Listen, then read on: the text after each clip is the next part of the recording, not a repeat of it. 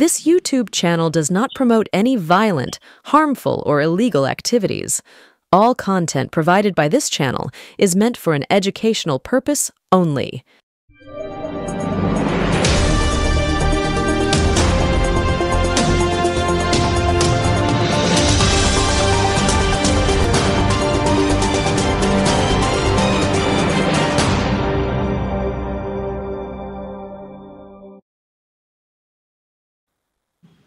নমস্কার, শুভ সন্ধ্যা। আমি আপনাদের প্রবীর বিশ্বাস, আর আপনারা দেখছেন আপনাদের অভ্যেস মতো আপনাদেরই প্রিয় চ্যানেল এনকে ডিজিটালের সান্ধ্য সম্প্রচার এক্স ফ্যাক্টর। এক্স ফ্যাক্টরে আজকে এমন একটা বিষয় নিয়ে আমরা আলোচনা করতে চলেছি যে বিষয়টা চর্চিত হচ্ছে বিরোধী মহলে, অর্থাৎ এই যে গ্রামমুখী বাজেট করায় বিরোধী মহলে একটা ঘাম ছোটার লক্ষণ দেখা দিয়েছে, একটা ত্রাহি ত্রাহি ভাব দেখা দিয়েছে। কারণ আগামী 26-এর নির্বাচন, এই নির্বাচনের দিকে তাকিয়ে যে গ্রামের অর্থনীতিকে চাঙ্গা করা, গ্রামকে চাঙ্গা করার যে সূচনা মমতা বন্দ্যোপাধ্যায় করেছেন, তাতেই কিন্তু ত্রাস একটা অনুভব করা যাচ্ছে। কেউ বলছেন জনবিরোধী বাজেট, কেউ বলছেন বেকার বিরোধী বাজেট, অনেক কথা বলছেন। আমরা এই নিয়ে আলোচনা করেছিলাম যেদিন বাজেট পেশ করলেন চন্দ্রিমা ভট্টাচার্য, সেদিনকে আলোচনা করেছিলাম। আর আলোচনায় আমরা পেতে চেয়েছিলাম বিশিষ্ট অর্থনীতিবিদ ভাস্কর সিংহ রায়কে।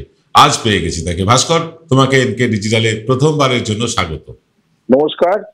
এবং এনকে ডিজিটালে আজকে আলোচনায় আসতে পেরে আমি অত্যন্ত আনন্দিত এবং এনকে ডিজিটাল আরো শ্রীবৃদ্ধি কামনা করি এনকে ডিজিটালে। ধন্যবাদ। ভাস্কর সম্বন্ধে একটু বলে নি। ভাস্কর আমার অত্যন্ত পুরনো ছোট ভাই কাম বন্ধু, প্রায় বছর 30-এর সম্পর্ক আমাদের মধ্যে। কিন্তু যেহেতু আমাদের অনুষ্ঠানে অর্থনীতি নিয়ে খুব একটা অনুষ্ঠান হয় না, তাই ভাস্করকে ইচ্ছে থাকলেও আমরা অনুষ্ঠানে আমন্ত্রণ জানাতে পারিনি। যেহেতু আজকে বাংলার অর্থনীতি নিয়ে কথা হচ্ছে এবং অর্থনীতিতে আমি একেবারে বিগ জিরো, তাই শরণাপন্ন হয়েছি ভাস্করের। ভাস্কর, আজকে আমরা যে বিষয় নিয়ে আলোচনা করছি, বিষয়টা কিন্তু একটা ত্রাহি ত্রাহি ভাব দেখতে পাচ্ছি বিরোধীদের মধ্যে। কারণ এই যে গ্রামমুখী বাজেট, আমরা কেন্দ্রীয় বাজেট কি দেখলাম, 12 লক্ষ টাকা পর্যন্ত কর ছাড়, গাড়ি কিনলে তার সুদে ছাড়, ইত্যাদি ইত্যাদি শহুরে লোকেদের কথা ভেবে যে বাজেট, সেই বাজেটটা দেখলাম আমরা কেন্দ্রীয় বাজেটে। কিন্তু বাংলার বাজেট দেখলাম ঠিক উল্টো। বাংলার বাজেটে চেষ্টা করা হলো যাতে বাংলার গ্রামীণ অর্থনীতি চাঙ্গা হয়। এই বাজেটটাকে এক কথায় তুমি কি বলবে? পশ্চিমবঙ্গের যে বাজেট এবারে পেশ করা হলো, সেই বাজেট জনমুখী, গ্রামের সাধারণ মানুষের জন্য যথেষ্ট উপযোগী এবং এই জনমুখী বাজেটের প্রভাব সর্বাঙ্গীনভাবে দেখতে পাবো আগামী দিনে। আমি এই অর্থনীতির কথা, এই বাজেট তো একটা অর্থনীতির একটা ভিত্তি থাকে, অর্থনীতির যে ভিত্তি, সে ভিত্তিটাকে প্রতিষ্ঠিত করে। 2019 সালে আমরা জানি অভিজিৎ বিনায়ক বন্দ্যোপাধ্যায় এবং এস্টার ডাফলো তারা একটা বই লিখেছিলেন, যে বইটার জন্য তারা নোবেল পুরস্কারে জয়ী হয়েছিল, নোবেল পুরস্কার পেয়েছিলেন। এবং সেই বইটার নাম হচ্ছে good economics in hard time. সেখানে বলা হয়েছিল যে গ্রামীণ অর্থনীতি বা গরিব মানুষ, প্রান্তিক মানুষদের কাছে ডাইরেক্ট বেনিফিট অফ ট্রান্সফার, সরাসরি টাকা দেওয়া থেকে শুরু করে তাদেরকে ইকোনমিতে অসাম্য কমানো থেকে শুরু করে বিভিন্ন জায়গায় তাদের হাতে টাকা পৌঁছতে হবে। উন্নয়ন একটা সার্বিক ব্যাপার।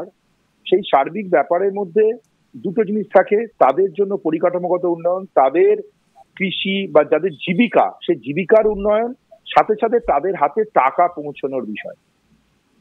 মমতা বন্দ্যোপাধ্যায় প্রথম মুখ্যমন্ত্রী ভারতবর্ষের, যিনি এই জনমুখী প্রান্তিক মানুষ, গরিব মানুষদের কাছে সরাসরি টাকা পাঠিয়েছিলেন তার নির্দিষ্ট কিছু পরিকল্পনায়, লক্ষ্মীর ভান্ডার, সবুজ সাথী সহ বিভিন্ন বিষয়ে, যেখানে মহিলা ক্ষমতায়ন এবং গ্রামীণ অর্থনীতিতে যারা গরিব মানুষরা আছেন সেই পরিবারগুলোর কাছে সরাসরি টাকা পাঠানোর মাধ্যমে তাদের একটা মহিলা ক্ষমতায়ন এবং অর্থনীতির মধ্যে তাদের এই যোগদান, এই টাকাটা তো তারা খরচ করবেন, টাকা খরচ করলেই তার একটা অর্থনীতির মধ্যে তার শ্রীবৃদ্ধি ঘটে।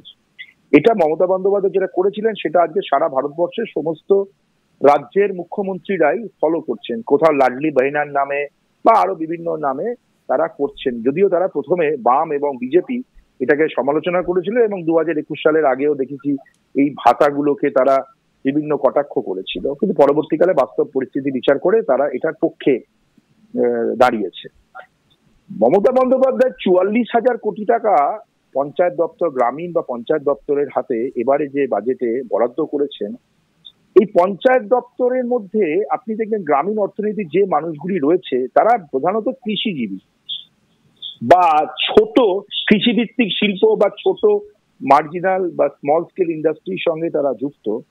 এই পুরো বিষয়টার সঙ্গে গ্রামের যে বেশিরভাগ মানুষ, প্রান্তিক মানুষের যে পরিবার, সেই পরিবারগুলোর জন্য তার বরাদ্দ বাড়ানোর ফলে তাদের এই কনফিডেন্স, এবং আমরা দেখতে পেয়েছি যে এই কনফিডেন্স এবং তাদের মমতা বন্দ্যোপাধ্যায় ছাড়া অন্য কোনো রাজনৈতিক বিষয়ে তারা তাদের জীবন জীবিকার সঙ্গে অন্য কোনো দলে এইভাবে প্রভাব বিস্তার সেটা দেখতে পাইনি। আমরা যে জীবন জীবিকা, আমাদের যাপন, একটা শহুরে মানুষের একটা যাপন থাকে, গ্রামের মানুষের একটা যাপন থাকে, সেই যাপনগুলো কিন্তু আলাদা। গ্রামের মানুষের যে যাপন, সেই যাপনের সঙ্গে থাকে তার আর্থিক স্বাধীনতা মহিলাদের। অনেক ক্ষেত্রে দেখা যায় যে গ্রামের পুরুষ, পরিবারের পুরুষ মানুষটি তার কাছেই টাকা পয়সা থাকে, এবং গ্রামীণ যে মহিলা, সেই মহিলাদের হাতে ক্ষমতায়ন বা তাদের টাকা পয়সার আর্থিক ভাবে সেটা থাকে না। এবং কৃষি জমি বা কৃষিতে আপনার ধান উৎপাদন করা, এবং পশ্চিমবঙ্গে আপনি দেখবেন ধান উৎপাদন করার ক্ষেত্রে মহিলাদের একটা অন্তর্ভুক্তি থাকে, কিন্তু গমের ক্ষেত্রে আপনি উত্তরপ্রদেশে গম আপনি দেখেছেন কোনো জায়গায় উত্তর ভারতের গম উৎপাদন করার ক্ষেত্রে সেখানে মহিলাদের কোনো অন্তর্ভুক্তি থাকে না, পুরো পুরুষরাই করেন এটাকে। আপনি ধান রোয়া থেকে আরম্ভ করে সবকিছুর মধ্যে মহিলাদেরই একটা দেখতে পাবেন। সেখানে মিনিমাম সাপোর্ট প্রাইস, ধান কিনে নেওয়া, পঞ্চায়েতের মাধ্যমে তাদের কাছে পৌঁছানো, এবং বিভিন্ন সময় বিভিন্ন সমবায়ে তাদের কাছ থেকে জিনিসপত্র, দুধ কেনা। আপনি জানেন যে পশ্চিমবঙ্গে আমুলও একটা আগামী দিনে বড় একটা ফ্যাক্টরি করতে চলেছে, সেটা গ্রামীণ সাঁকরাইল অঞ্চলে আপনার জেলাতেই। এবং এই দেখবেন যে এই যে দুধটা, সেই দুধটা কিন্তু উৎপন্ন হবে এবং সেগুলো গ্রামীণ জায়গা থেকেই তো এই দুধগুলো নেওয়া হবে, আশেপাশের যে গ্রাম থেকে বা সব জায়গা। তো গ্রামীণ অর্থনীতিকে চাঙ্গা করার জন্য যেটা করছে, তার জন্য কিন্তু আমুলের মতন কোম্পানিও এখানে আসছে। মানে দুধ ব্যাপারটার কাঁচামালটা তো এখান থেকে সংগ্রহ করতে হবে, দইয়ের যে ফ্যাক্টরি হবে সেইটার তো কাঁচামাল দুধটা তো গুজরাট থেকে আসবে না। তাহলে গ্রামীণ অর্থনীতিতে দুগ্ধ পশুপালন বা দুগ্ধ উৎপাদন সেটাও মহিলাদের বিষয় থাকে। এবং গ্রামের এখন মানুষদের যে অর্থনৈতিক স্বাধীন বা ছোট কাজ করা বা কৃষিভিত্তির ওপর করা, এটাতে মমতা বন্দ্যোপাধ্যায় যে জোর দিয়েছেন, এবং বাজেটের 50% বেশি বরাদ্দ মহিলা এবং শিশু কল্যাণের জন্য এবং তাদের কথা ভেবে। এই বাজেট একটা খুব মানে ভালো পদক্ষেপই বলেই এটাই মনে হচ্ছে। না, আমরা ভাস্কর যেটা দেখে এসছি, মানে আমার জীবদ্দশায় 55-56 বছর বয়স হলো, গভর্নমেন্ট থেকে সরাসরি মানুষের কাছে টাকা দেওয়া হয়, এটা আমি আমার জীবদ্দশায় প্রথম পশ্চিমবাংলাতেই দেখলাম। 1 2 নম্বর হচ্ছে যে এই যে উন্নয়ন মানে তো শুধু পাকা রাস্তা, রাস্তায় আলো, জল, এগুলোর উন্নয়ন নয়। উন্নয়ন মানে আর্থ সামাজিক উন্নয়ন, সমাজের উন্নয়ন। আজকে মহিলাদের যদি ক্ষমতায়ন বৃদ্ধি করা হয়, মহিলাদের যদি ক্ষমতা বৃদ্ধি হয়, আমরা জানি যে বাড়ির মূল পরিচালিকা হন বাড়ির মহিলারাই, কখনো মা, কখনো স্ত্রী, এভাবেই চলে আসছে, আমাদের পরম্পরাটা চলে আসছে। সেই মহিলাদের কাছে যদি অর্থ পৌঁছানো যায় কোনোভাবে, তাহলে মহিলাদের সশক্তিকরণের মাধ্যমে সমাজ উন্নত হবে। এটা আমি সোজা মানে একদম পরিষ্কার মানে অর্থনীতির কিচ্ছু না জেনেই বলছি। মহিলাদের শক্তিশালী করলে সমাজ শক্তিশালী হবে, কারণ আমাদের এই দেশ বলো বা আমাদের এই জাতি বলো, আমরা মহিলাদের সর্বোচ্চ সম্মান দিয়ে থাকি, কিন্তু এই অর্থনীতির ক্ষেত্রে মহিলাদের হাতে টাকা পয়সা আমরা দিই না। এইখান থেকে মমতা বন্দ্যোপাধ্যায়ের এই উদ্যোগটা আমার তো বেশ ভালো লেগেছে। তবে একটা কথা তোমাকে বলি, আমাদের এক দর্শক তিনি এই মুহূর্তে আমাকে কিছু তথ্য পাঠালেন, যেটা আমি তোমাকে বলছি, তারপরে তুমি একটু আলোচনা করো। 2024-25 যে অর্থবর্ষ, তাতে বাংলার জিএসডিপি বৃদ্ধির হার হয়েছে 6.8%, আর জাতীয় গড় হচ্ছে 6.3। এখানে দর্শক পাঠিয়েছেন যেটা, সেটা 6.37%।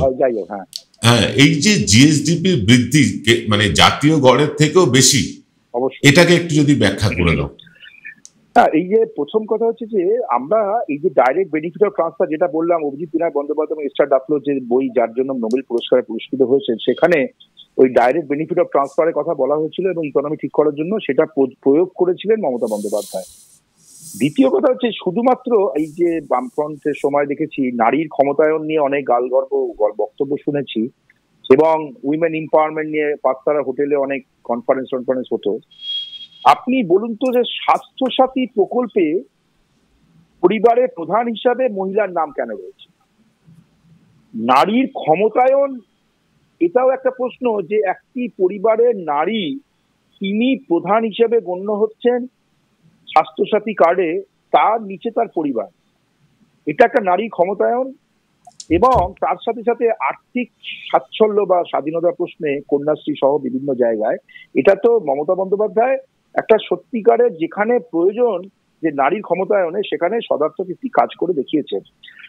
এরপরে আসছে যে আমাদের গ্রস ডোমেস্টিক প্রোডাক্টের জিডিপিতে আপনি যে তথ্যটা দিলেন, এই তথ্যতে প্রথমে বলি আমাদের দেশের বৃহৎ শিল্পের সময় কিন্তু এখন নেই। আপনি যে ডেটা সেন্টার, আমি এই সেক্টর 5 গিয়েছিলাম, এই যে এয়ারটেল বলুন জিও বলুন তারা ডেটা সেন্টার তৈরি করেছে, সেখানে বৃহৎ প্রচুর পুঁজি নিবেশ হবে, কিন্তু কর্মসংস্থানের প্রশ্নে কিন্তু সেগুলো কম। সেখানে small and medium scale MSME, small and medium scale এন্টারপ্রাইজে সারা ভারতবর্ষের মধ্যে পশ্চিমবঙ্গ সর্বাগ্রে আছে, এটাও তথ্য বলছে। তাহলে এই ছোট ছোট বিভিন্ন কাজ যেমন চর্মশিল্প, যেমন আপনাকে বলছি যে দুধ মানে ডেয়ারি, আপনি জানবেন যে দুধের মানে যত এখানে উৎপাদন হয় তাতে মহিলাদের একটা বিরাট বড় ইয়ে থাকে। তো এখানে জিডিপি বৃদ্ধিতে এই স্মল অ্যান্ড মার্জিনাল সেক্টরটা বড় ভূমিকা পালন করে। এছাড়া ছোট ছোট শিল্পতে সেখানে বহু সংখ্যক মানুষ তারা যে কাজ করে সেই কাজের মাধ্যমেই আজকে এখানে জিডিপি বেড়েছে। সারা ভারতে আপনি যেখানে বৃহৎ শিল্প আছে কর্মসংস্থানের প্রশ্নে সেগুলো কম।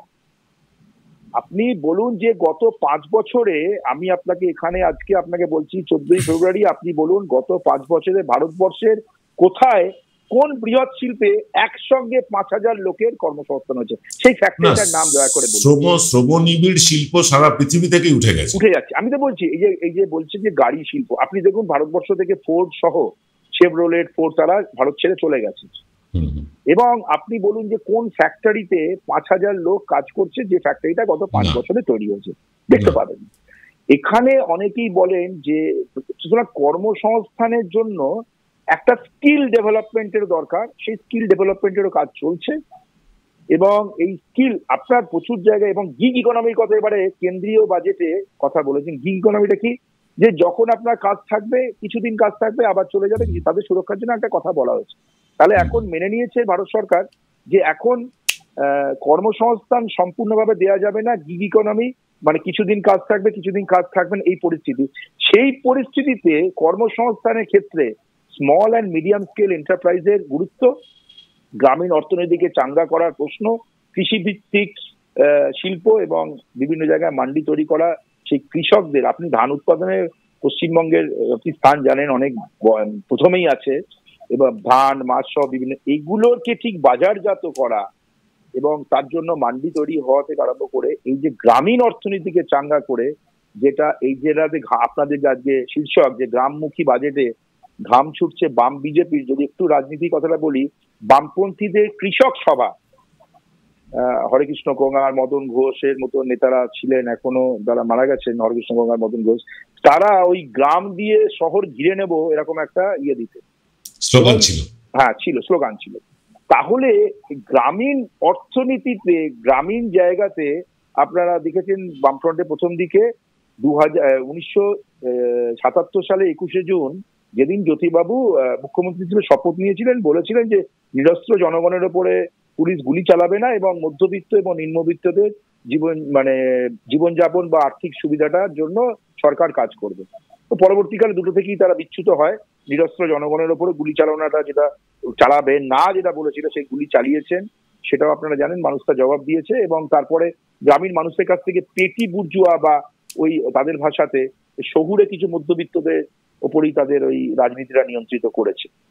কিন্তু এখন আপনি দেখুন যে গ্রামীণ জায়গাতে এমন কোনো ব্যক্তি নেই যে সবুজ সাথী, কন্যাশ্রী এবং এই ধরনের প্রকল্পগুলো, গ্রামীণ প্রকল্প, যে প্রকল্পগুলোর জন্য কিন্তু আন্তর্জাতিকভাবে মমতা বন্দ্যোপাধ্যায় পুরস্কৃত হয়েছেন তার সরকার। তাহলে এই যে ভিত্তি এবং ভোটের বিচারে যদি আপনি দেখেন, আপনার জেলা সহ, হাওড়া জেলা সহ বিভিন্ন জায়গাতে যেখানে গ্রামীণ ক্ষেত্রগুলোতে, সেখানে মানে মানুষ উজাড় করে ভোট দিয়েছেন মানে এই আপনার এই বর্তমান সরকার তৃণমূল কংগ্রেসের পক্ষে। এ তো গেল ভোটের কথা। আমি বলছি, তুমি শিল্পের কথা বলছিলে, একটু শিল্পের ক্ষেত্রে আসি। শ্রমনিবিড় শিল্প সারা পৃথিবী থেকে উঠে গেছে, এমএসএমই শিল্পেরই রমরমা সারা পৃথিবীতে। মানে মিড সাইজ বিজনেস বা ছোট বিজনেসটা এখন বেশি গ্রোথ হচ্ছে, চীন এভাবেই এগিয়ে এসেছে। এবার আমরা দেখছি শিল্পক্ষেত্রে বৃদ্ধির হার হয়েছে পশ্চিমবঙ্গে 7.3%, অথচ জাতীয় গড় সেটা হচ্ছে 6.2%। এক্ষেত্রেও পশ্চিমবঙ্গ কিন্তু জাতীয় গড়কে পেছনে ফেলে এগিয়ে গেছে। এইটাকে যদি আর একটু ব্যাখ্যা করো। ভারতবর্ষের বিচারে, ভারতবর্ষের মধ্যে আমরা যেমন দেখছি, একটা রাজ্যের কথা বলি, বিহার, উত্তরপ্রদেশ, আপনি দেখবেন সংখ্যালঘু সম্প্রদায়, কেন কথাটা খুব গুরুত্বপূর্ণ, কৃষিকার্যের মধ্যে যুক্ত বাংলা এবং আসামে সংখ্যালঘু সম্প্রদায়। আপনি উত্তরপ্রদেশের সংখ্যালঘু সম্প্রদায় ইন্ডাস্ট্রিয়াল লেবার, আপনি উত্তরপ্রদেশের চাষ আবাদের সঙ্গে বা বিহারের চাষ আবাদের সঙ্গে সংখ্যালঘু সম্প্রদায় যুক্ত নয়। আপনি যেহেতু তারা জমির মালিকও নয়, তারা যুক্ত নয়, খুবই কম, মানে নেগলিজেবল। এবারে আপনি কানপুর সহ বিভিন্ন জায়গায়, উত্তরপ্রদেশে আমি কথাটা বলছি, সেখানে ওই গোমাতা বা গোহত্যা ইত্যাদি বিষয় নিয়ে তাদের যে বিরাট চর্মশিল্প পৃথিবীব্যাপী ছিল, সেই চর্মশিল্পটা এখন পশ্চিমবঙ্গের বানতলায় শিফট হচ্ছে। তারা ওখান থেকে আর ওই কাজগুলো করতে পারছে না, চর্মশিল্পর সংকটে দেখা দিয়েছে উত্তরপ্রদেশে ধর্মীয় কারণে। বিহার সহ বিভিন্ন জায়গায় পরিকাঠামোর অভাব, যেখানে মমতা বন্দ্যোপাধ্যায় স্টেট হাইওয়ে করেছেন ক্ষমতা আসার পরে।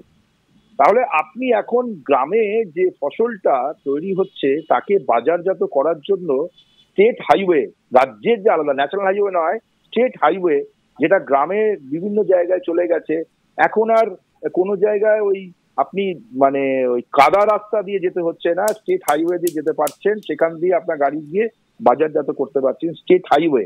সুতরাং পরিকাঠামোর মধ্যে স্টেট হাইওয়ে, এবং পশ্চিমবঙ্গের কোনো গ্রাম এখন বিদ্যুতীকরণ হয়নি এরকম গ্রাম নেই। একেবারেই তাই।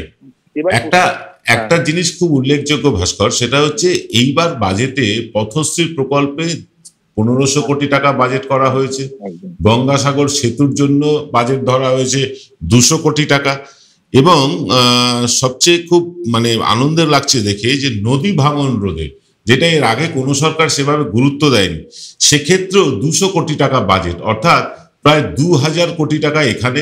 ঘাটাল মাস্টার প্ল্যান, সেটাও গ্রামীণ বাংলার মধ্যে পড়ে, সেখানেও 500 কোটি টাকা। অর্থাৎ এই বাজেটের একটা বড় অংশ, 2500 কোটি শুধুমাত্র গ্রামের মানে ইনফ্রাস্ট্রাকচার ডেভেলপমেন্টের জন্য ব্যয় করা হবে। মানে এইটাকে তুমি কি চোখে দেখছো? একদম সঠিক। আমি এখানে আরেকটা কথা বলবো, বন্যা নিয়ন্ত্রণের জন্য নির্মলা সীতারমণজি দেখলাম বিহারের জন্য অ্যালোকেট করেছেন, বাংলার জন্য অ্যালোকেশন নেই। কিন্তু বিহারের নদীগুলোর জন্য বাংলাও ভেসে যায়। বাংলার যে উত্তরবঙ্গের যে, এবং উত্তরবঙ্গের কোনো সাংসদরা সেটা নিয়ে কোনো প্রশ্ন করলেন না। তাহলে সেখানে মমতা বন্দ্যোপাধ্যায় বন্যা নিয়ন্ত্রণের জন্য, নদী ভাঙনের জন্য সেই টাকা বরাদ্দ করলেন, যেটা কেন্দ্রীয় সরকারের করার কথা ছিল। এটা কিন্তু করা হলো না, এবং সেখানে কিছু হলো না। দ্বিতীয়, যে সেতুর কথা বলা হচ্ছে, যে আপনার গঙ্গাসাগরে এখন একটা যে ওখানে মন্দির সবকিছু তৈরি করে, এই যে টুরিস্টের যে একটা, এটা যে একটা ব্যবসা, মানে আজকে বেশি লোক আসে মানে সেটা অর্থনীতি। দুর্গা পুজো মানে শুধু পুজো নয়, একটা উৎসব, মানে সেটা বাইরে থেকে লোকেরা আসে, সেই এলে সেই দুর্গা ঠাকুরের সামনে যে গরিব মানুষটি বেলুন বিক্রি করে, বা যে প্যান্ডেল করে, বা যে ঠাকুর করে, যে লাইট লাগায়, সে পুরো ব্যাপারটা নিয়ে একটা অর্থনীতি। এই যে এটা নিয়েও কিন্তু মমতা ব্যানার্জি ভেবেছেন গ্রামীণ অর্থনীতির মধ্যে এই আপনার যেটা আপনাদের গঙ্গাসাগর মেলার জন্য যে যাওয়ার যে অসুবিধার জন্য একটা সেতুর পরিকল্পনা করেছেন। ঘাটাল মাস্টার প্ল্যানের জন্য ঘাটাল ডুবে যায় নিচু অঞ্চল, সেটার জন্য যে অ্যালোকেশন হয়েছে বহুদিন, এইটা দিয়ে মূলত আপনি যদি এটা মনে হতেই পারে যে শহুরে মানুষদের থেকে গ্রামীণ মানুষরা বেশি পেয়েছে এবং পাওয়া দরকার, কারণ এখনো গ্রামে মানুষ বসবাস করেন বেশি, এবং গ্রাম থেকে মানুষ শহরে যদি চলে না আসে শুধুমাত্র কিছু কাজ পাওয়ার আশায়, তার থেকে গ্রামের মধ্যেই যদি তারা গ্রাসাচ্ছেদন করার মতন পরিস্থিতি সৃষ্টি থাকে এবং তারা যদি ইকোনমিকের উপরে ভরসা করে, এই ব্যাপারটা করতে হবে। দেখুন, আগে গ্রাম মানে যেটা কি বলতো, গ্রাম মানে একটা অজপাড়াগা যেখানে সন্ধ্যে থেকে লাইট থাকে না, রাস্তাঘাট ঠিক নেই, পানীয় জলের সমস্যা। এবং আপনি দেখবেন মমতা বন্দ্যোপাধ্যায় বলেছেন যে আমি কোনো কথা শুনতে চাই না, 2025-এর মধ্যে প্রত্যেক বাড়িতে জলের কানেকশনটা কমপ্লিট করতে হবে, এটা বলেছেন। তাহলে একজন মানুষের জীবন যাপনের ক্ষেত্রে, গ্রামীণ মানুষদের ক্ষেত্রে, এবং গ্রামীণ মানুষরা উত্তরবঙ্গে আমি দেখেছি হোমস্টে সহ বিভিন্ন জায়গায় ইলেকট্রিসিটি, রাস্তা, হোমস্টে করার মতন জায়গা, পর্যটন কেন্দ্র তৈরি হওয়া, শান্তিনিকেতনের চারিদিকে কত দূর দূরান্ত ধরে হোমস্টে হয়েছে, বিভিন্ন রকম গ্রামীণ মানুষ। তাহলে গ্রামীণ মানুষদের এই অর্থনীতিতে যোগদান, এটাই তো অভিপ্রেত ছিল। একদমই যারা আগে শ্রমিকের আমরা একটা সার্বিক উন্নয়নের চিত্রটা দেখতে পাচ্ছি। পশ্চিমবাংলায় যে উন্নয়ন হয়েছে এটা মানে খালি চোখে দেখা যায়, এর জন্য তৃণমূল কংগ্রেসের সমর্থক হতে হয় না, খালি চোখে দেখা যাচ্ছে যে উন্নয়নটা হয়েছে। কিন্তু পশ্চিমবঙ্গের একটা বড় সমস্যা হচ্ছে বেকারত্ব। বিরোধী দলনেতা শুভেন্দু অধিকারী বলছেন এই বাজেট বেকার বিরোধী বাজেট। আমরা আসবো এই নিয়ে আলোচনায় ভাস্করের সাথে, তবে তার আগে নিয়ে নিতে হবে ছোট্ট একটা 40 সেকেন্ডের বিরতি।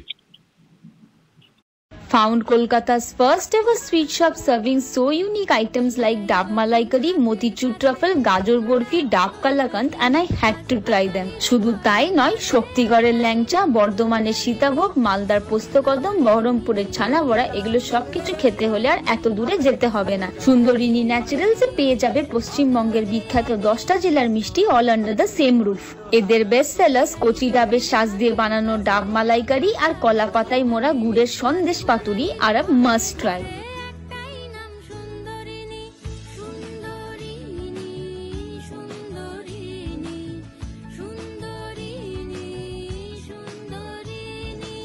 জয়গুরু রত্নভান্ডার জ্যোতিষ চেম্বার, এখানে গোল্ড মেডেলিস্ট জ্যোতিষী বসেন। হাই কোয়ালিটির আসল গ্রহরত্ন সবচেয়ে কম দামে এখানে পাওয়া যায়। স্থান বেলঘড়িয়া রানীপার্ক, বটতলা, 2 নম্বর রেলগেটের নিকটে। 9681345722 এবং 9007778922। ফিল্ম বিরতির পর আপনারা দেখছেন এনকে ডিজিটালের শান্ত সম্প্রচার এক্স ফ্যাক্টর। আজ আমাদের সাথে রয়েছেন ভাস্কর সিংহ রায়, বিশিষ্ট অর্থনীতিবিদ। তিনি আজ আমাদের সাথে যুক্ত হয়েছেন। ভাস্কর, যেটা বলছিলাম যে বিরোধী দলনেতা শুভেন্দু অধিকারী বলছেন এটা বেকার বিরোধী বাজেট, অর্থাৎ বেকারদের কর্মসংস্থানের কোনো বন্দোবস্ত রাখা হয়নি। এ প্রসঙ্গে আমি একটা তথ্য দিয়ে রাখি, সেটা হচ্ছে বাংলায় বেকারত্বের হার এই মুহূর্তে 4.14%, আর জাতীয় হার 7.93%, প্রায় দ্বিগুণ। তারপরেও এখানে যে এমএসএমই সেক্টরগুলো গড়ে উঠেছে বিভিন্ন এই হাওড়া, হুগলি বা উত্তর চব্বিশ পরগনা শিল্পাঞ্চল, শিলিগুড়ি, আসানসোল, দুর্গাপুর, এই বিভিন্ন জায়গায়, খড়গপুর, এই যে এমএসএমই গুলো গড়ে উঠেছে, এতে প্রচুর ছেলেমেয়ের চাকরিও হয়েছে। এবার ঘটনা হচ্ছে কি, বাঙালিদের একটা ধারণা হচ্ছে চাকরি মানে সরকারি চাকরি, বিশেষ করে শিক্ষকতার চাকরি। এই চাকরিটা নেই, অস্বীকার করা যাবে না যে এই চাকরিটা এখন হচ্ছে না। কিন্তু তথ্য বলছে 4.14% হচ্ছে বাংলার গড়, আর বেকারত্বের হার সারা দেশে হচ্ছে 7.93%। জাতীয় গড় থেকে কিন্তু অনেকটাই কম বেকারত্বের জ্বালা এখানে। এবার মমতা বন্দ্যোপাধ্যায় একটা কথা বলেছেন যে দেউচা পাচামিতে যে খনির কাজ শুরু হয়েছে সেখানে প্রায় 1 লক্ষ মানুষের সরাসরি কর্মসংস্থানের ব্যবস্থা হবে। ইনফোসিস এখানে ব্যবসা করতে আসছে এবং অলরেডি তারা শুরুও করে দিয়েছে, বেশ কিছু নিয়োগও হয়েছে। জিও তারা এখানে ডেটা সেন্টার করতে চাইছে এবং এখানে মেধাভিত্তিক যে উৎকর্ষতা আছে সেটাকে তারা কাজে লাগাতে চাইছে। এই বিরোধী দলনেতার এই বক্তব্য যে এই বাজেট বেকার বিরোধী বাজেট, এটাকে তুমি যদি একটু বলো। আমি মাননীয় ওই শুভেন্দু অধিকারী মহাশয়ের বক্তব্যের সম্পর্কে বলবো যে উনি কর্মসংস্থান মানে কি বোঝেন, উনাকে হয়তো বিরোধিতা করতে হয় বলে বিরোধিতা করেছেন, সে বিষয়ে মন্তব্য না করাই ভালো। তবে বাস্তব পরিস্থিতি এটাই যে এখন যারা চাকরি মানেই শুধু কর্মসংস্থান তা নয়, কর্মসংস্থান মানে কর্মের সঙ্গে যুক্ত, সেটা ছোট ব্যবসা হতে পারে, সেটা ছোট কোনো ফ্যাক্টরিতে কাজ করা হতে পারে, সেটা নিজের কোনো ব্যক্তিগত উদ্যোগে কোনো কিছু ভাস্কর, একটা তথ্য দিই তোমাকে, সেটা হচ্ছে যে এই যে ধরো এই Swiggy, Zomato, Blinkit, Zepto, Flipkart, Amazon, এই সার্ভিস সেক্টরে কিন্তু প্রচুর চাকরি হয়েছে, এটা অস্বীকার করা যাবে না। অবশ্যই আমি বলতে চাইছি যে এখন কোনো চাকরি, মনে করুন আপনাকে বলা হলো, মানে আপনি না, একটি ছেলে যে ইঞ্জিনিয়ারিং পাশ করলো, তাকে একটা কোনো বড় আইটি কোম্পানিতে নিয়ে বলা হলো যে তুমি এখানে কি কাজটি করতে পারবে। সে কিন্তু শুধু ইঞ্জিনিয়ারিং পাশ করেছে মানেই সে যে চাকরি করার জন্য উপযোগী হয়ে উঠেছে সেটা কিন্তু এখন নয়। তাহলে স্কিল ডেভেলপমেন্ট করতে হচ্ছে। মানে আমাদের সময়তে একটা ছেলে গ্রাজুয়েট হলো, সে একটা সওদাগরি অফিসে চাকরি করবে, এটা ধরে নেওয়া ছিল, তার জন্য আলাদা করে কোনো স্কিল দরকার হতো না, যে ও গ্রাজুয়েট ছেলে তার মানে এটা পারবে, মানে আলাদা কোনো দক্ষতার কোনো প্রয়োজন ছিল না। কিন্তু টাইপিংটা ছিল, টাইপিং করতে জানি কিনা, এগুলো খাতা লেখা এগুলো ছিল। কিন্তু এখন আপনি বলুন যে একটি বড় কোম্পানিতে বলুন বা ছোট কোম্পানিতে, আইটি বা সার্ভিস সেক্টরে, ইভেন এই সার্ভিস সেক্টরে আপনাকে কাজ করতে গেলে, শুধুমাত্র তাই নয়, ধরে নিন আমি সুইগিতে আমি বা জোম্যাটোতে আমি জিনিসপত্র ডেলিভারি কাজ করতে চাই, তাহলে আমাকে মোবাইলে আমাকে কোনো পয়েন্ট থেকে গুগল ম্যাপটা জানতে হবে। মানে আপনার যে কোনো একটা স্কিল থাকতে হবে। এবারে মনে করুন আমার বয়স হয়ে গেছে 50 বছর, আমি জানি না কাকে গুগল বলে, কিভাবে নেট দেখতে হয়, কিভাবে ইয়ে করতে আমি জানি না, তাহলে আমার ওই স্কিলটা না থাকলে আমি কাজটা পাবো না। তাহলে সেই স্কিলটা ডেভেলপ করতে হবে। স্কিল ডেভেলপমেন্টের একটা বড় বিষয় কিন্তু এখন এসেছে। সুতরাং এখানে এই স্কিল ডেভেলপমেন্টের কাজটা কিন্তু চলছে, এই স্কিল ডেভেলপমেন্ট মানুষ করছে। এখন মানুষ আর বিশ্বাস করে না যে শুধুমাত্র আমি একটা ইঞ্জিনিয়ারিং গ্রাজুয়েট হয়ে গেলাম আমি চাকরি পাবো, বা আমি এমএ পাস করে গেছি মানে আমি চাকরির উপযোগী হয়ে উঠেছি। মানে শুধু মেইনস্ট্রিম পড়াশোনা করলেই হবে না, পাশাপাশি স্কিল ডেভেলপমেন্টটাও করতে হবে। এই যে আপনার আমি নিজে বলছি যে আমি একজনের সঙ্গে কথা বলছিলাম যে মমতা বন্দ্যোপাধ্যায় বলেছিলেন যে চপের দোকান বা চায়ের, এটা নিয়ে আমি একজনকে বলেছিলাম, তিনি একজন বহুজাতিক সংস্থা, কি মমতা বন্দ্যোপাধ্যায় বলেছেন চপের কথা? তা আমি বললাম আচ্ছা কেনটাকি ফ্রাইড চিকেনের নাম শুনেছেন, মুরগি ভাজা? তাহলে কেনটাকি ফ্রাইড চিকেন যখন শুরু হয়েছিল, সেটা যে সারা পৃথিবী জুড়ে একটা কেএফসি নামে প্রতিষ্ঠিত হবে, তখন যদি তিনি বলতেন যে তুই তো মুরগি ভাজা করে কি ব্যবসা করবে, এটা কি ভেবেছিলেন? উনি বলতে চেয়েছেন যে কোনো কাজটা যে সেটাকে বড় এরিয়া ধরে করতে। আজকে কোনো ভুজিয়াওয়ালা তার কয়েক হাজার কোটি টাকার টার্নওভার, সেটাকে সে তার ব্র্যান্ডটাকে এস্টাবলিশ করেছে, তার মাধ্যমে যে কর্মসংস্থান সৃষ্টি করেছে। সুতরাং এখানে আজকে যে এই যে বলছেন যে বিভিন্ন সময় মমতা বন্দ্যোপাধ্যায় বলেছেন যে ছোট ছোট মানে মাইক্রো স্কেলের কাজটাও কিন্তু বড় জায়গায় পৌঁছতে পারে, এই জায়গাতে স্কিল ডেভেলপ করা বা ব্যক্তিগত উদ্যোগের কথা, এবং ব্যক্তিগত উদ্যোগ করার ক্ষেত্রে কি করতে পারে সরকার, পরিকাঠামো করতে পারে। পরিকাঠামো হয়েছে। আপনি যে জায়গাগুলো বলছিলেন যে আপনাদের হাওড়াতেও শিল্পাঞ্চল সহ আসানসোল, দুর্গাপুর, বিভিন্ন জায়গাতে সেখানেও তো প্রোডাকশন হচ্ছে। আপনাদের ওখানে যে ওই আপনাদের দুর্গাপুর এক্সপ্রেসওয়ের গায়ে হাওড়াতে যেখানে জালান কমপ্লেক্স সহ বিভিন্ন জায়গায় আছে, সেখানে প্লাস্টিকের বিভিন্ন কাজ কারখানা সবকিছু হচ্ছে। এটা কিন্তু পশ্চিমবঙ্গে ছোট, এবং এই যেটা বললেন দক্ষ শ্রমিক এবং বাঙালি ছেলেরা আইটি সেক্টরে যত বেশি কাজ করে আর কোনো একটি সম্প্রদায়ের লোক কাজ করে না। তার মধ্যে তাদের স্বভাবতই একটা স্কিল আছে, একটা বাঙালি ছেলেদের মধ্যে স্কিল আছে, বাংলায় পড়াশোনা করা লোকেদের মধ্যে একটা স্কিল ডেভেলপ করে।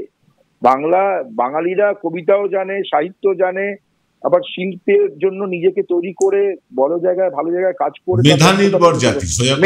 মেধাভিত্তিক কোন শিল্পতে বাঙালির একটা চিরকাল, ব্যাংকিং সিস্টেম সহ বিভিন্ন জায়গাতে বাঙালির একটা যোগদান থাকে। তো সুতরাং এখানে শুভেন্দু অধিকারী কি বললেন তার উপরে না তাকিয়ে আপনি বলুন, যেমন আমাকে একজন বললেন যে এখন মানুষ কি খেতে পাচ্ছে না। আগে আমরা দেখতাম যে ভাত দাও ফ্যান দাও বলে মানুষের যে বাংলার যে দারিদ্র, আপনি কি বলুন তো এখন খেতে পায় না, খাবার খেতে পায় না এবং পকেটে একটাও পয়সা নেই, এরকম লোক আপনি দেখবেন না। দারিদ্র কোনো জিনিস, দারিদ্রকে মহান করে দেখানোর যে একটা মানে বিষয় ছিল বামপন্থীদের, সেটা থেকে আমরা কাটিয়ে এসেছি। আপনি এখন প্রত্যেকে একটি দেখবেন, আপনি তাদের মানুষ যে জীবনযাত্রা মান উন্নত হয়েছে বাংলায়, প্রত্যেকে একটা মোটামুটি সুস্থভাবে বাঁচে, তাদের কাছে মোবাইল আছে, তাদের জীবন যাপনের মান উন্নতির সাথে সাথে তারা কিছু না কিছু ভাবে তারা যুক্ত হয়েছে।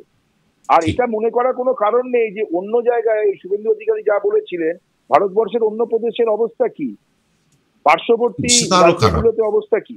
সুতরাং এখানে মনে করার কোনো কারণ নেই যে বাংলায় এবং বাংলাতে আপনার গ্রামীণ অর্থনীতির যে একটা প্রভাব আছে, এখানে মানুষের খাদ্যাভ্যাস অনেক বেশি উন্নত অন্যান্য রাজ্যের তুলনায়। সুতরাং এখানে মানুষ যে ভালো আছে এবং অর্থনীতি তার যোগদান করছে, আপনার তথ্য বলছে, ডেটা বলছে, এবং তার সাথে সাথে একটা দলের প্রতি যে সমর্থন, মমতা বন্দ্যোপাধ্যায় দলটি তো কোনো একটি মানে রেজিমেন্টেড দল নয় যে আপনি চান আর না চান আপনাকে ভোটটা ওখানে গিয়ে হবেই, যেটা মানে সারা দুনিয়াতে সবাই তার বিরোধিতা করছে কি তবুও সে ভোটে জিতছে। মমতা বন্দ্যোপাধ্যায় ইউএসপি হচ্ছে সাধারণ মানুষের পাশে থাকা। এই পাশে থাকা, যখন উনি বিরোধী ছিলেন তখনও পাশে ছিলেন, যখন কোনো ঘটনা ঘটতো বা যা কিছু হচ্ছে মানুষের পাশে থাকতেন, এখনো মানুষের পাশে থাকেন। আপনি বলুন ডুয়ার্স বা দার্জিলিং এর সন্নিহিত অঞ্চলে, সেখানে চা শিল্পের জন্য এবারে কোনো কিছুই করেনি। ওই বিহারের মাখনার জন্য আমরা দেখলাম তাদের ঘোষণা হলো, কিন্তু পশ্চিমবঙ্গের চা শিল্পের জন্য কিন্তু কেন্দ্রীয় সরকারের কোন রকমের কিছু ঘোষণা করলেন না। সেখানে যত হোমস্টে হয়েছে এবং পর্যটন শিল্প যেখানে, এবং এমন কোনো বাড়ি নেই বা এমন কোনো ব্যক্তি নেই যার কোনো ট্রাভেল বাজেট নেই। আপনি বাবা দেখুন যে কোনো মানুষ বাঙালি বেড়াতে যায়, এই যে দীঘার পাশে যে একটি বিরাট বড় মন্দির হচ্ছে, এখন এটা ধর্মীয় ব্যাপার মন্দির, কিন্তু এই মন্দিরটাকে কেন্দ্র করে অর্থনীতি চাঙ্গা হবে। সুতরাং এখানে এই যে অর্থনীতি চাঙ্গা হওয়া, গ্রামীণ মানুষের যোগদান, সেই অঞ্চলের একটা মানে এখানে অর্থনীতিটা ভালো হওয়া, এগুলো সহ বিভিন্ন সময় বাংলার মানুষ যথেষ্ট ভালো জায়গায় আছেন, সেটা বাংলায় বিভিন্ন গ্রামে গেলে বোঝা যায়। আর ভাত দে ফ্যান দে না, আমরা শহরে থেকেও বুঝতে পারি। আজ থেকে ধরো 15-20-25 বছর আগে যেটা তুমি বলছিলে যে মা একটু ফ্যান দাও, মা একটু ভাত দাও, এই যে মানে ভিক্ষে করতে আসা মানুষের পরিমাণ উল্লেখযোগ্যভাবে কমেছে, একেবারেই কমেছে বলবো না।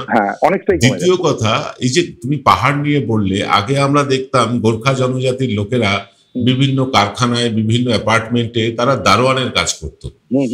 সেই সংখ্যাটা কিন্তু মানে নেই, জিরো হয়ে গিয়েছে। অবশ্যই পাঞ্জাবিরা একসময় কলকাতা রাস্তায় দাপিয়ে ট্যাক্সি চালাতেন, আজকে কিন্তু পাঞ্জাবিরা আর কলকাতায় রুটি রুজির জন্য আসেন না। একদম এই যে জিনিস, এইটাই কিন্তু বোঝা যায় যে পশ্চিমবঙ্গের যে দারিদ্র সীমার বাইরে অনেকটা বেরিয়ে আসতে পেরেছে। গ্রামের মানুষ গ্রামেই রোজগার পাচ্ছে, রাস্তাঘাট, স্কুল, কলেজ, এমনকি প্রত্যেক গ্রামে যে হাসপাতালগুলো, গ্রামীণ হাসপাতালগুলো, সেগুলো দেখলে চক্ষু চড়ক গাছ হয়ে যাবে। আমি ভাস্কর বলছি, জাঙ্গিপাড়া গ্রামীণ হাসপাতালে আমাকে যেতে হয় মাঝে মাঝে, এমনি মানে গল্প করার জন্য। সেখানকার বিধায়ক, আমাদের মন্ত্রী, পরিবহন মন্ত্রীর সাথে গল্প টল্প করি, কাজ তুমি ওখানে যান, আমিও যাই, আড্ডা হয়। আমি তাজ্জব হয়ে গেছি ভাস্কর, সেখানে মানে ডেভেলপমেন্ট কাকে বলে চোখ ধাঁধিয়ে গেছে না। আমি অত ভালো নার্সিংহোমও দেখিনি কোথাও, অথচ ওটা একটা গ্রামীণ হাসপাতাল। আমার চোখে একটা পড়েছে। এরকম পশ্চিমবাংলার বিভিন্ন জায়গায় এই যে মাল্টি সুপার স্পেশালিটি হসপিটাল হচ্ছে বিভিন্ন জেলায় জেলায়, বা অনেকগুলো হয়েও গেছে, চালু হয়ে গিয়েছে। ভিড়টা তো কমেছে কলকাতায়। কলকাতার ভিড় কমা মানে কিন্তু কলকাতারও ডেভেলপমেন্ট হওয়া। গ্রামীণ অর্থনীতি ডেভেলপ করলে কিন্তু অটোমেটিক কলকাতা বা শহরের অর্থনীতিও ডেভেলপ করবে, এটাই তো স্বাভাবিক। এটা তো বটেই। স্বাস্থ্যক্ষেত্রে বলতে গেলে আজ এখানে পার্শ্ববর্তী রাজ্য থেকে এখানে চিকিৎসা করাতে এসছেন প্রচুর লোক, সেই জন্য এখন আধার কার্ডের ওখানে একটা করা হয়েছে যে ইয়ে লোক। আপনি দেখবেন আনস্কিল্ড কাজগুলো, এই যে আমি আনস্কিল্ড মানে গাড়ি চালানো সহ বিভিন্ন কাজ, সেগুলো দেখবে বেশি পার্শ্ববর্তী রাজ্য থেকে এসে তারা যুক্ত হচ্ছে। তার মানে তার মধ্যে স্কিল নেই। আপনি যে ভাবছেন যে এই যে কলকাতা শহরে বিভিন্ন অটো চালানো বা ট্যাক্সি চালানো, বা আপনার এই অঞ্চলেও দেখবেন অনেক আনস্কিল কাজ, সেই কাজগুলো করার থেকে পার্শ্ববর্তী বিহার থেকে, উত্তরপ্রদেশ থেকে, উড়িষ্যা থেকে লোকজন আসছেন। তার কারণ হচ্ছে তাদের মধ্যে স্কিল নেই, এখানে আনস্কিল কাজগুলো করার জন্য তারা আসছেন। তার মানে তারা যদি সেখান থেকে যে এত সংখ্যক লোক আসেন, এবং বাংলার লোকেদের যে স্কিল, আমি আপনাকে বলছি, আপনি দক্ষিণ ভারতে যান, স্কিল কথাটা কেন বলছি, দক্ষিণ ভারতে আপনি যত মার্বেলের কাজ দেখেন, বাড়িতে মিস্ত্রিদের কাজ দেখেন, মুর্শিদাবাদ থেকে লোকেরা যান।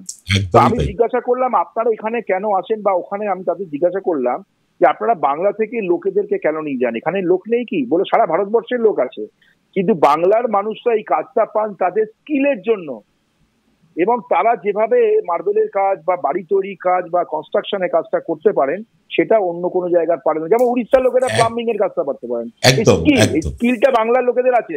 সুতরাং তাদেরকে বলতে চাই, যারা বাংলার বাইরে যাচ্ছেন কাজ করতে, তারা কিন্তু এখানে কাজ পাচ্ছেন না তা নয়, তাদের এই স্কিলটাকে আরো বেটার জায়গায় নিয়ে যাচ্ছেন, সেই জন্যই তারা বাইরে যাচ্ছেন। একই অভিজ্ঞতা ভাস্কর, একই অভিজ্ঞতা আমার হয়েছে রাজস্থানে গিয়ে। রাজস্থান থেকে সারা ভারতবর্ষে মার্বেল সাপ্লাই হয়, অথচ সেই রাজস্থানে পাথরে ডিজাইন করার কাজ করেন এই মুর্শিদাবাদের লোকেরা। আমি একই কথা জিজ্ঞাসা করেছিলাম, তো তখন তার উত্তরে রাজস্থানের যে মানে কন্ট্রাক্টর তিনি আমাকে বলছেন যে বাংলায় যেরকম হাতের কাজ করতে জানে মিস্ত্রিরা, রাজস্থানের লোকেরা সেটা জানে না। এখানে তো পাথর তৈরি হয়, কিন্তু কাজটা করতে জানে বাঙালিরা। এটা নিয়ে আরেকটা ছোট্ট উদাহরণ দিই, বেশিরভাগ বিয়েতে, উত্তর ভারতের বিয়ে, সেই বিয়েগুলোতে বিশাল টাকা খরচা করে।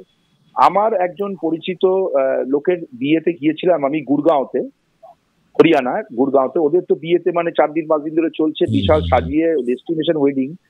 আমি দেখছি যারা সাজানো, দিনের বেলাতে আমি চা খেতে খেতে ঘুরছি, আমি দেখছি যারা এই সাজানোর কাজটা করছে ফুল দিয়ে, পাতা দিয়ে, প্রত্যেকটা মানুষ হচ্ছেন মেদিনীপুরে। তার মানে মেদিনীপুরের মানুষরা ওই যে সাজানোর কাজটা করছেন, ফুল পাতা ডেকোরেশনের কাজটা, তাদের স্কিলের জন্য তারা হরিয়ানা গুরগাঁও থেকে কাজটা করছেন। নিশ্চয়ই পার্শ্ববর্তী জায়গা থেকে সেই কাজের লোক পাওয়া যায় না যে স্কিলটা বাংলার লোকেদের আছে। সুতরাং বাংলার লোকেদের একটা স্কিল আছে। একই কথা কিন্তু স্বর্ণ শিল্পের ক্ষেত্রেও প্রযোজ্য। একদম, এই যে সোনার কারিগর, বাঙালিদের মতন কাজ কিন্তু ভারতবর্ষের অন্য কোনো জাতি করতে পারে না, যার জন্য মুম্বাইতে বা আহমেদাবাদে এই বাংলা স্বর্ণ শিল্পীদের এত কদর। অবশ্যই। সুতরাং বাংলা থেকে লোক চলে যাচ্ছে বলে যারা বলে, তার স্কিলের জন্য সে যাচ্ছে, সে এখানে কিছু করতে না পেরে অন্য জায়গায় পারবে। আনস্কিল থাকলে, সেখানে তো বিহারের লোক, বিহারেরা আছে, তাহলে আনস্কিল বিহারি লোক, আনস্কিল বাঙালি লোক, তাহলে তো আনস্কিল বিহারি লোকটা তার বেশি সুবিধাটা পাবে। তার মানে বাঙালি তাকে পরাস্ত করছে তার স্কিল দিয়ে। একদম। সুতরাং এই যে আমার উড়িষ্যার লোকেরা প্লাম্বিং এর কাজ করে, তাদের আপনার বাড়িতে যে পাইপ লাইনের কাজ দেখবেন, সে উড়িষ্যাবাসী, তার একটা স্কিল আছে, তার দক্ষতার জন্য সেই কাজটা করছে। সুতরাং এই দক্ষতা ডেভেলপমেন্টটা কাজটা বাংলাতে আরো হচ্ছে।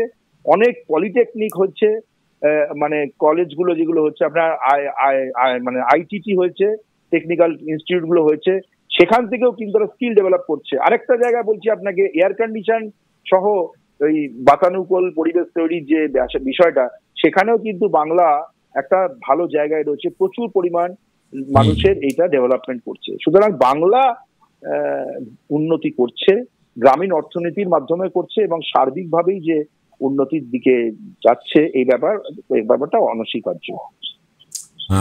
আমরা কথা বলছিলাম ভাস্কর সিংহ রায়ের সাথে, বিশিষ্ট অর্থনীতিবিদ। আপনারা টেলিভিশন চ্যানেলে প্রায়শই দেখেন ওনাকে। আজ আমাদের চ্যানেলে প্রথমবার পেয়ে সত্যি সমৃদ্ধ হলাম আমরা, দর্শকেরাও আশা করি সমৃদ্ধ হলেন। এই যে গ্রামমুখী বাজেট, এই গ্রামমুখী বাজেট অনেকেই বলছেন 26-এর নির্বাচনকে মাথায় রেখে, সব সরকারি নির্বাচনকে মাথায় রেখে বাজেট তৈরি করে, এখানেও তৈরি হয়েছে, নতুন কিছু না।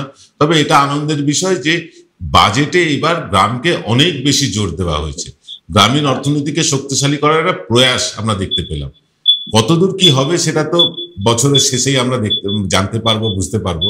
তবে ভাস্করকে আমি অনেক ধন্যবাদ জানাচ্ছি, এবং আরো একবার বলে রাখছি যে ভাস্করকে কিন্তু আমরা বারবার পেতে চাইবো আমাদের এখানকার অর্থনৈতিক বিষয়ক অনুষ্ঠানে। এই পর্যন্তই আজকে অনুষ্ঠান শেষ করবো। ভাস্কর, তোমাকে অনেক ধন্যবাদ আমাদের সাথে যুক্ত হওয়ার জন্য। দর্শকদেরও শুভেচ্ছা জানিয়ে আজকের অনুষ্ঠান শেষ করছি। সকলে ভালো থাকবে, নমস্কার।